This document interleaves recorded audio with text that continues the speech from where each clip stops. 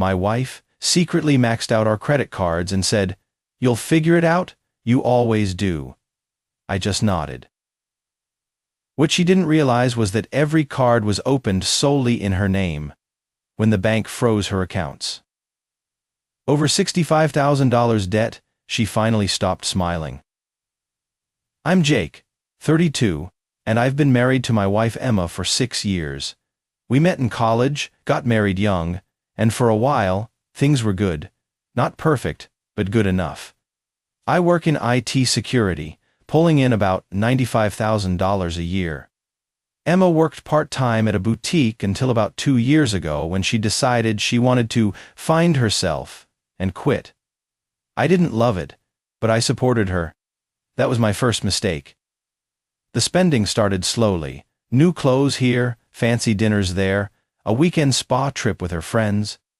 I noticed our joint account was getting drained faster than usual, so I asked her about it one evening while we were watching TV. Emma, we need to talk about money.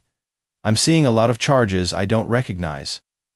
She didn't even look up from her phone. I'm just treating myself a little. You're so uptight about everything. I'm not uptight. I'm concerned. We're supposed to be saving for a house. She finally turned to me, rolling her eyes. We'll figure it out. You always do. That phrase. You always do. It became her mantra for everything. Bills piling up? I'll figure it out. Car needs repairs? I'd figure it out. She wanted a vacation we couldn't afford? You guessed it. About 8 months ago, I started noticing credit card statements arriving at the house, except they weren't for cards I recognized. Capital One, Chase, American Express, Discover. I opened one out of curiosity, and my stomach dropped. $8,400 balance, in Emma's name only. I confronted her that night. Emma, what's this? I held up the statement. She barely glanced at it. Oh, I opened a few cards. We needed them for expenses. Expenses? This is $8,000 on one card. How many do you have? I don't know, like 4 or 5. Jake, why are you making such a big deal out of this? I'm building credit. Building credit? You're building debt. We can't afford this. She stood up, grabbed her purse, and headed for the door. I'm going to Sarah's. I can't deal with your negativity right now. That was when I started digging. I pulled my credit report first, paranoid she'd opened cards in my name. Nothing. Clean. Then I realized what she'd done. Every single card was in her name only. She'd used her own social security number, her own income claims, everything. I should have felt relieved, but instead, I felt sick. Because I knew what was coming. Over the next few months, I watched silently as more statements arrived. I didn't pay them. I didn't even mention them. Emma would toss them on the counter unopened and say things like, "Ugh, credit card companies are so annoying with their spam." That's not spam, Emma. Those are bills. Whatever. I'll deal with it later. She never dealt with it. I kept our joint account with just enough for my half of rent and utilities. I opened a separate account she didn't know about and started funneling my paychecks there. When she asked why there was less money in our joint account, I told her I got my hours cut at work. She believed it without question because she'd never once looked at my pay stubs. Meanwhile, her spending got worse. She'd come home with shopping bags from Nordstrom, Sephora, designer handbag boutiques. She took her friends out for expensive brunches and posted it all over Instagram with hashtags like #living my best life and #treat yourself. Emma, where's this money coming from? I asked one Saturday afternoon as she unboxed a pair of $600 shoes. I have my ways, she said with a wink. Don't worry about it, babe. You focus on your little computer job and I'll handle the fun stuff. My little computer job. The job that was paying for our apartment, our groceries, our internet, our utilities. The job she constantly dismissed while she racked up charges on credit cards like Monopoly money. Update 1.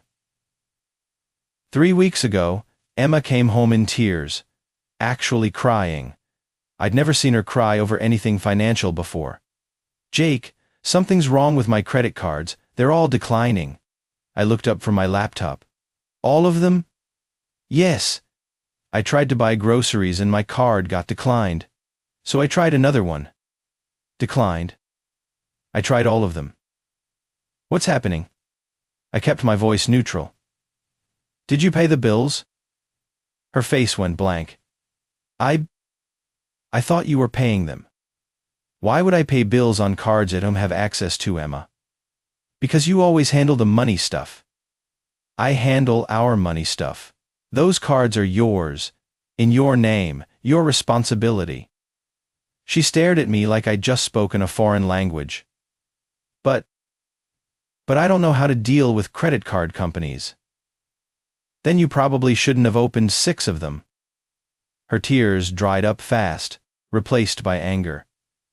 6? I only opened 4.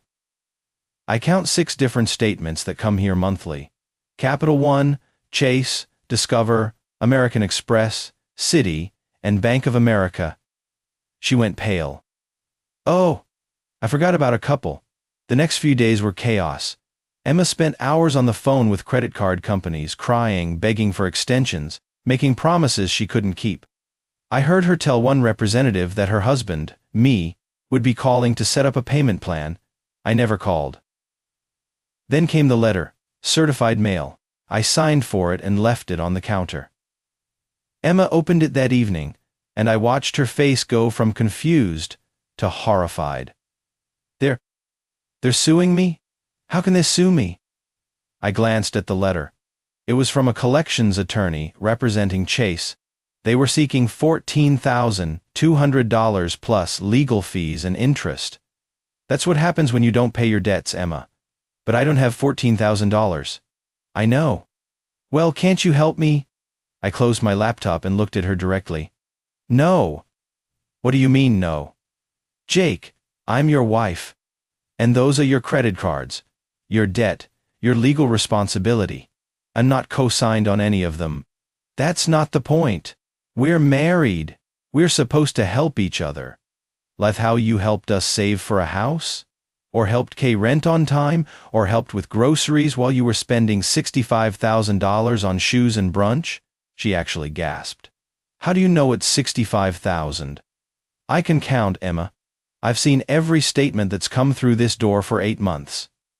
Update 2. Last week, things escalated. Emma's bank account got frozen. She called me at work, screaming, "They froze my account. I can't access my money." What money, Emma? Your account's been overdrawn for 2 months. That's not the point. How am I supposed to live? The same way you've been living. Off my income.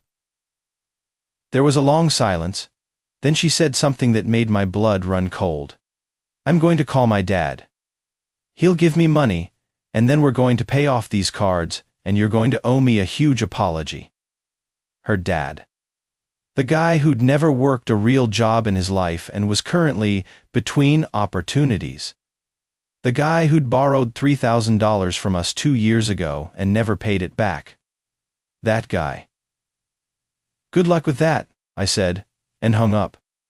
She did call her dad. I know because he called me that evening. Jake, my daughter tells me you're refusing to help her with some credit card debt. That's correct. That's not very husbandly of you. Neither is spending $65,000 without telling your spouse. He sputtered. 65? She said it was maybe 10,000. She lied. He hung up on me. 2 days later, Emma moved out. Just packed 2 suitcases and left.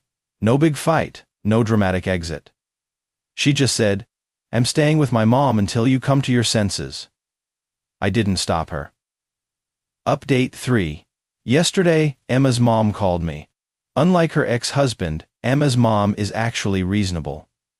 Jake, I need you to know I'm not calling to take sides. I just need to understand what's happening. I explained everything.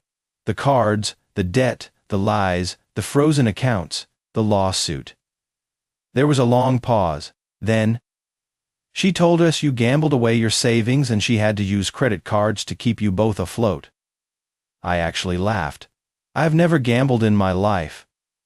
But I can send you bank statements if you want proof. Please do. I sent her screenshots of everything. My separate account with $32,000 saved. Our joint account showing my consistent deposits and Emma's massive withdrawals. Credit card statements in Emma's name only. She called back an hour later. Jake, I'm so sorry. We had no idea. She's your daughter. You have nothing to apologize for. What are you going to do? I'm filing for divorce. She didn't try to talk me out of it. She just said, I understand. Final update. The divorce papers were served 3 days ago. Emma called me immediately, hysterical. You're divorcing me over money? I'm divorcing you over lies, over disrespect, over financial abuse. The money is just evidence. Financial abuse? Are you serious right now? You spent $65,000, told me I'd figure it out, refused to work, and lied to your parents about why we're in this situation. Yes, Emma. Financial abuse. She hung up on me.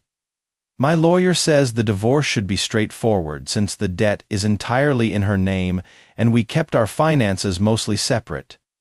I won't be liable for any of it. She'll have to deal with the collections, the lawsuits, the frozen accounts, all of it. Alone. Emma's living with her mom now. According to mutual friends, she's working at Target and still insists I'm the villain in this story. She's told people I trapped her with credit cards I convinced her to open. No one who knows me believes her. Her mom reached out last week to apologize again and told me Emma's finally starting to understand the gravity of what she did. Apparently, she had a complete breakdown when the second lawsuit arrived, and her mom sat her down and explained that consequences exist. I'm not happy about any of this. I loved Emma. I wanted our marriage to work. But somewhere along the way, she decided I was an ATM instead of a partner. And when the money ran out, so did her interest in fixing things. I'm okay now, my savings are intact, my credit is perfect. I'm moving into a smaller apartment next month and actually excited about it. For the first time in years, I feel like I can breathe. Edit 1. A lot of people are asking if I feel guilty. Honestly, number. I gave her 6 months to figure it out, to come clean, to make any effort at all. She didn't. She just kept spending and assuming I'd fix it. Edit 2. Someone asked if I ever loved her. Of course I did. But love doesn't mean being someone's financial doormat. I learned that the hard way. Edit 3. Yes, I know some people will think I should have helped her anyway, but help requires the other person to acknowledge they need it. Emma never did. She just expected endless bailouts with no accountability. That's not a partnership. That's parenthood, and I didn't sign up to be her father.